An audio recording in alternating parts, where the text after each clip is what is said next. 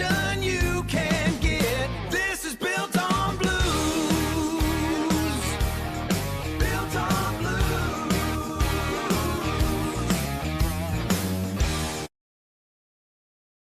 Welcome back to Built on Blues. I'm your host, Graeme Bryks. Usually in the industry, you have the real estate guys in suits who sign the lease, and you have the general contractors in boots who actually build the walls. And they usually hate talking to each other. But my guest today speaks both languages. He's operating out of Denver, Colorado, handling everything from industrial warehouse renovations to high-end spec suites at Princeton's Point. He isn't just selling the square footage, he's the general contractor making sure it's actually leasable. I've got Peter Brumley in the studio. Peter, welcome to the show. Thanks, Graeme. Thanks for having me. Yeah, glad to have you on. I want to dig into your background because it is unique. I see Brumley Realty on the listings, but then I look at your YouTube channel and it's full of framing, electrical roll-ups, and demo work at Lincoln Business Center. Did you start as a realtor who got tired of waiting on contractors, so you decided to just do the work yourself, or were you a builder just who got his license to capture the whole deal? So I'm second generation in the business, and I want to frame it from that standpoint. I didn't have to start at zero. And so to be fair to anyone else that does need to start at zero, my path may or may not be viable. So I was able to jump right into the business on the owner's side through a relationship through my dad.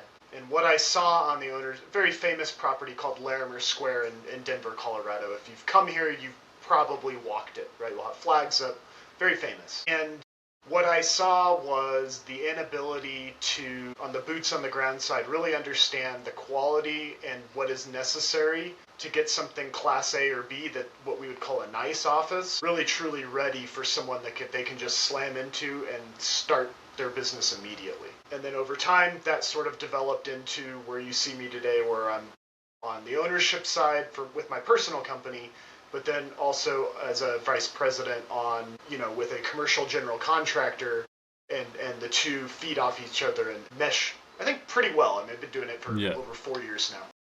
Wow. No, that's impressive stuff. That's I think it's a really smart move, because then you're kind of not having to deal with, either bad general contractors. You kind of know who you're dealing with at all times, and it's like it's you guys doing everything. You do a lot of spec suites, building out empty office shells so that they're ready for a tenant to move in immediately. I would say that's a pretty high pressure game. The landlord wants it done yesterday so they can start collecting rent. In the early days when you were first trying to manage these tight commercial timelines in Denver, what was the biggest welcome to the jungle moment? So we go through this whole process where we have a fire permit as a general contractor, but there's a subcontracting life safety fire sprinkler permit as well. And what was happening, particularly during COVID, because there was so much medical going on when I got my start, is that sometimes those internal permits for the subcontractor were longer than the general contractor permit, and we were ending up where we were done with the job, but we couldn't close it all the way out. Because the other thing that happens with buildings, and this is worldwide, is they don't get updated regularly. You're supposed to do that, but most owners, they hold and they put as little capital into it as possible. You've seen this, no doubt, where you live, Graeme. And there's some great owners, too, that continually, keep the building up, et cetera, et cetera. But most don't, and so when we finally do pull a permit on a suite, not that they put the boots to us in that sense, just that they've got to get it updated, and sometimes that's a 40-year pull. It can be a 50-year pull in Colorado. That's a big pull. Yeah. There's a lot you got to do. Yeah, no, for sure. For the residential contractors listening who are used to the emotional homeowners picking tile for 6 weeks, can you break down the science of a commercial tenant improvement? Like when you walk into a gutted warehouse at I-25 and 6th Ave, what is the process to turn that into a leasable asset in 60 days? Like, is it all about speed and logistics? Well, so what happened there is we had drawings approved by the city, and we were 4 weeks to starting, Graeme, and a tenant came in and took the space, and we had to start over and do more of a design build process with that tenant. And that tenant, we're close enough now. And that's a $40 million 20-year lease, Graeme. They could build their own building, but it doesn't make sense for them. It's easier to just keep. So they have one space already that's at like 120,000 square feet. This is another 100,000 square feet that's like 2 blocks away. Right, you're never going to be able to buy a building and that's not realistic. You'd have to go way out to the airport where there's enough land in Colorado to do something like that. And so this was the only mechanism they had to have their operation sort of really close in still. And so we ended up, literally scrapping the drawings that we had worked at that point 14 months on and starting over with a totally new process. To City of Denver's credit and Denver Fire, they have helped us through the process, but it's been a heavy lift to get them in. Now, if it was a spec suite, that's a situation where, you can demo back everything. You have to test and take all the nasty stuff out, but, you demo back and you do what's on the drawings, and usually we call that type of build like a core and shell. So when you look at Lincoln Business Center, that's more of a spec suite or a core and shell type build. And those can, we did those in like 10 weeks. We had a little extra mechanical in there because based upon the uses that were coming in that we knew they would be assembly space. So like a gym and one is a ballet.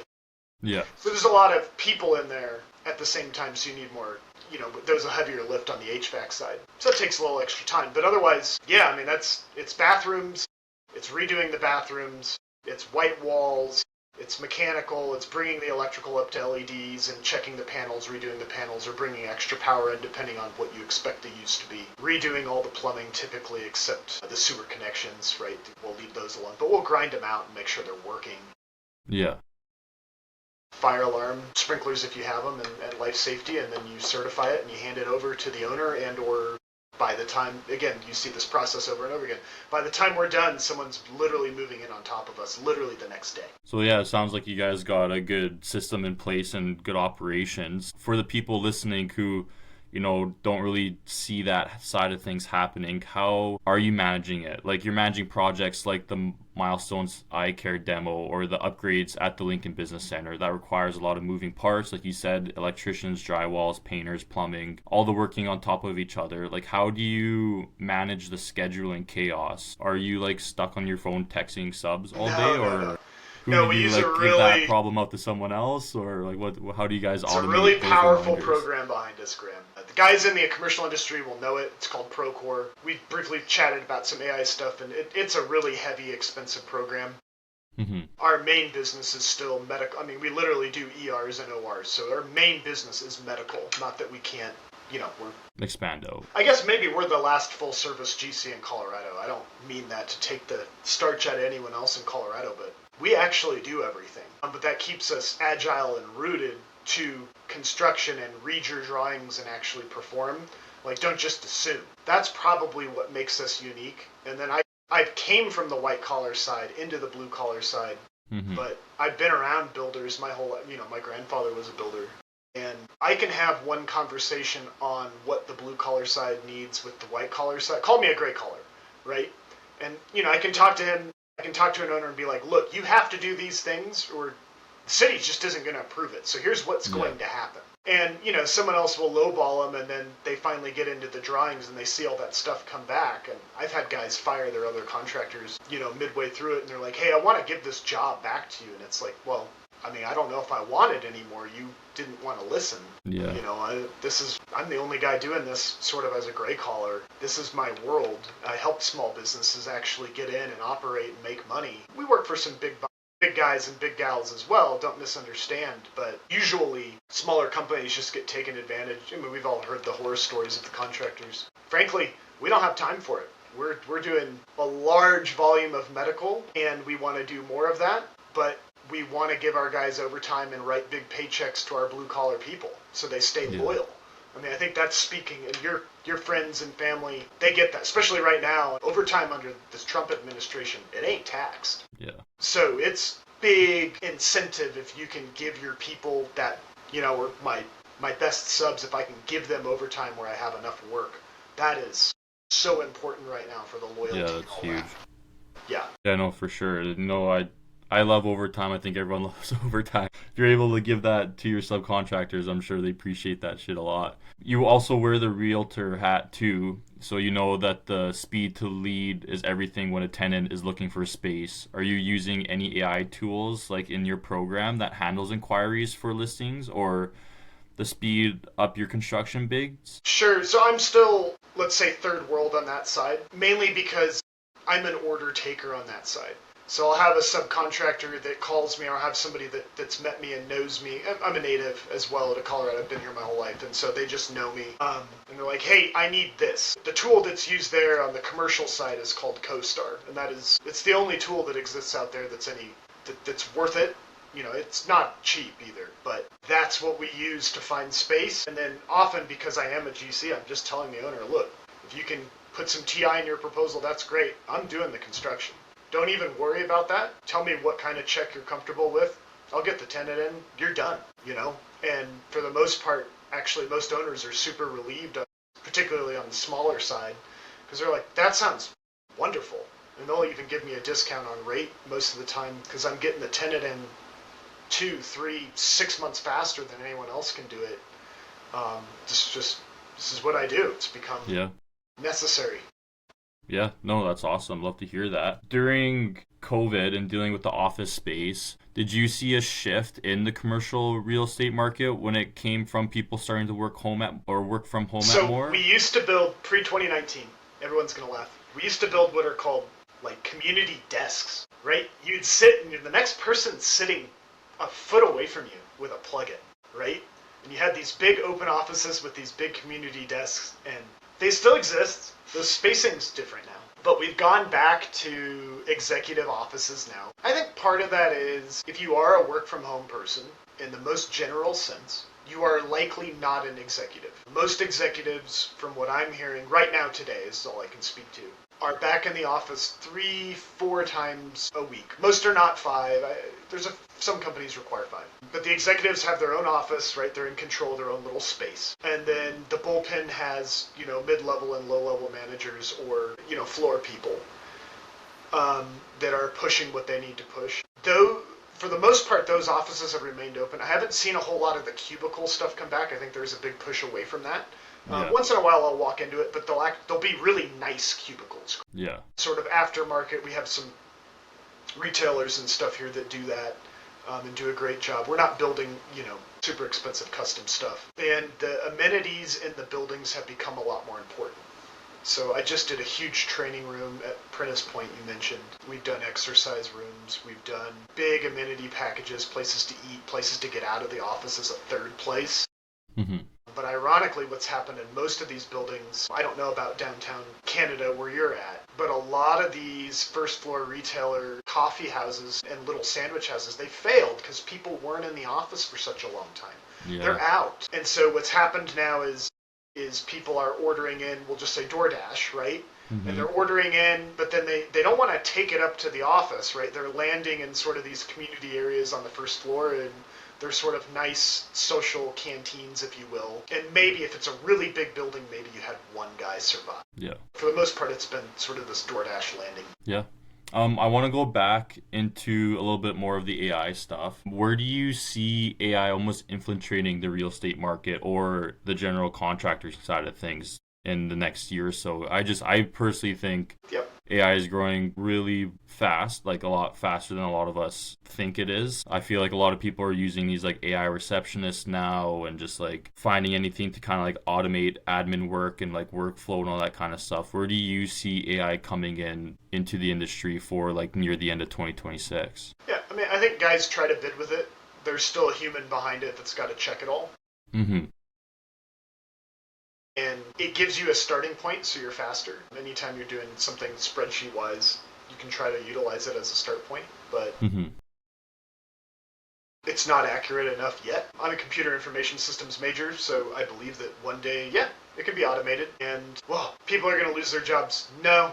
Do you guys have any idea right now today how freaking expensive construction is? I mean, I'm doing a warehouse right now out by the airport, and I mean, all in $300 per square foot for a trust investor, ground up from the dirt. And I mean, that would build a Class A office building just 20 years ago. Yeah. And so what's going to happen is finally, for the first time, I believe, costs will come down in construction and work backwards. We haven't seen that in our lifetime, if you don't mind me aging you out to my age, Graeme. We've only seen up, we've not seen down. But most other industries, let's pick on TVs or monitors. I mean, oh my God, I'm looking at you right now on a 32-inch curved screen monitor. As a kid, growing up playing World of Warcraft, it was like a 12-inch monitor, you know what I mean? Yeah. And now, I mean, it's 32. This was $200. Yeah, they're going I down mean, in price. when I was a kid, it would have been 10 grand. It would have been something crazy, right? Yeah. TVs and those. So I think we're going to finally see that in construction. We'll see some level of work back. The negative is, and you know this since you're more on the blue collar side, if you don't mind me placing you that way, the wages haven't kept up though. 100%. And so I don't know how that's going to work yet in an unpolitical way. Tradespeople cannot be trained in 5 years or less. So let's just talk about it, to take an illegal immigrant and say, oh yeah, we can make him an electrician, it doesn't work that way. And so many of my electricians are second, third generation. I mean, it's heirloom stuff that they know. You know, they grew up working with their dad or their, you know, in some cases it's the daughter now, which not a real DEI hire. I mean, there's some chicks that can sling it now, whatever they're doing. Mm-hmm. And I mean, it takes half a decade or even a whole decade to really become an artisan-level tradesperson in whatever you're doing. Red Seal or wherever. Like a true Red Seal. Someone who knows what they're doing no matter what they're kind of looking at. They could do, if they wanted to, they could start their own business on the side or, you know, become Graeme Bryks plumbing shop. Yeah. Yeah, no, I agree. I feel like when it comes to the wage side, I feel like there will be an increase because there's going to be a lot less tradesmen out there.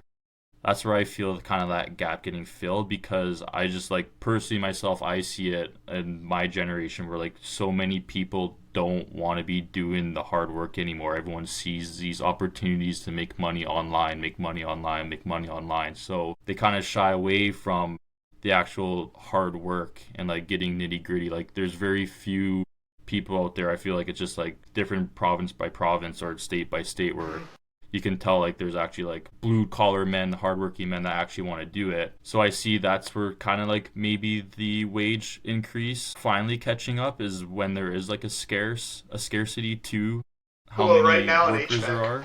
Right now in Denver. And we're only at, what did someone tell me, 60% of where we were, like, pre-2019, which still wasn't really great. I mean, Colorado hasn't really surged like it did you know, a decade ago. And God, we're at capacity. Guys are already booking back. I mean, the big GC shops are booking back a year, 18 months already on strategic level stuff. I mean, it's so, I believe because the costs come down, the cost of capital comes down. Talk a little bit about the white collar side. And the cost of capital is really meaningful. Guys, right now, construction loans, 8.5%. When it was 10.5%, everything stops. That money's too hot. It's too expensive. You can't pencil 8.5% per year. That's it. Those of you that understand finance will understand that it just doesn't work at that point. We've come back to 8.5. Banks are willing to lend. Banks have to lend, frankly. The last 3 banks I was in, they're like, no, we got to get back to lending because it's the only way we make money, right? A bank doesn't make any money when it holds. They're the opposite of, you know, your family, right? When a bank holds money, that's bad, actually. They're in the business of making good, historically accurate loans at fair percentages and making a return. The last thing a bank wants is to foreclose. We'll just pick on the residential side. The last thing a bank wants is to foreclose on a home, let alone an office building. They have no clue what to do with it. I mean, they call me and they're like, hey, we need, you know, this is going up for auction in 60 days or 6 months or whatever it is. What can you do? Hey, here's what we can do. Here's the spec suites we can do. You know, and just while we're on this topic of spec suites, in the last 2 years, I think we've done 36. I think 35 have been leased. There's one really sort of bigger unit that needs a little bit more specific tenant. It's over 5,000 square feet. 35 or 36 to those that he doesn't know what he's talking about. 35 or 36 in our market, guys. Yeah. Okay, well, we're getting close to time here. I got 2 more questions for you. The magic wand question, I love asking this one. I would say you're handling the sale and the build. That's 2 full-time jobs. If you had a magic wand and could erase one operational bottleneck in your business right now, what would that be? So I think capital's gotten better, and that's now put pressure on cities if they can process incoming day or week of. That's hard to do. It's really hard to process at a city level because just so everyone knows, literally the laws change every year, and so you have to go through sort of like continuing ed, and it's like, okay, no, this works this way now. But those cities that can process faster have seen people choose them over other cities, frankly. There's guys that have long lead times and can plan longer to get in, but those that need something fast, we have a city called City of Greenwood Village in Denver. I think it's actually larger by office space than Denver is now, right? But you've never heard of it, right? You've only ever heard of Denver. But when you are in the market for office space, Greenwood Village has become very attractive. And they're processing in 4 weeks. Denver's gotten better, right? It's typically 6 to 8. They're getting you through. And they've gotten a lot better. I actually met with the head of permitting. Her name's Jill in Denver, and she's really pushing and frankly starting to kill it. So now that she's in place, it seems like it's gotten a lot better. But guess what? She's got 2 stadiums to build now. We've got to build a women's soccer stadium, and they're starting to work on the Broncos stadium, which is our big sport in America, right? Football. And so, I mean, boy, those are heavy lifts, guys, infrastructure-wise. That takes a lot of time. So you get rid of that. You know? It's never easy. As soon as capital gets cheaper, literally, this stuff starts to happen, right? People build stadiums. Yeah. Okay, last one. There's a residential contractor listening who's tired of dealing with homeowners and wants to break into commercial work. What is the one thing they need to understand about commercial clients that is totally different than residential clients? Okay, so depending on where you work, it may be a separate license. That's first and foremost. So you need to figure that out. And there's going to be certain cities you can or can't. Okay? Now, that being said, some clients will pay you later than 180 days. If you lien a commercial client and force them to pay you, you will get smaller cities. Any city, you're blacklisted. And that may be the end of commercial for you. So you can't lien them. Sometimes you have to. That's a special circumstance. And just you got to manage your cash flow, Graeme. And that's so very, very difficult, especially when you go from a $100,000 project in someone's home to $1 million project. Yeah. And what I would tell somebody that wants to start out in commercial is you better be a cash GC. I'll just be frank about it. You can go and borrow for a month here and a month there if you have to make ends meet. You better have a shotgun in the piggy bank, let's say. Yeah, fair enough. All right, Peter, I just want to say thank you so much for taking the time out of your day to come on with us today. I respect the hustle of doing it all. For anyone in Denver looking for a space or needing a commercial build, where is the best place to find you? Yeah, I'll give you all my links, but just listen. 720-645-85. Every time it rings, guys, I'm on it. I pick it up. Okay, I'm old school that way, and I think that's just Denver is we still call each other on the phone. I'll give Graeme all of my stuff at the end, and he can post it with the video. But just call me, guys.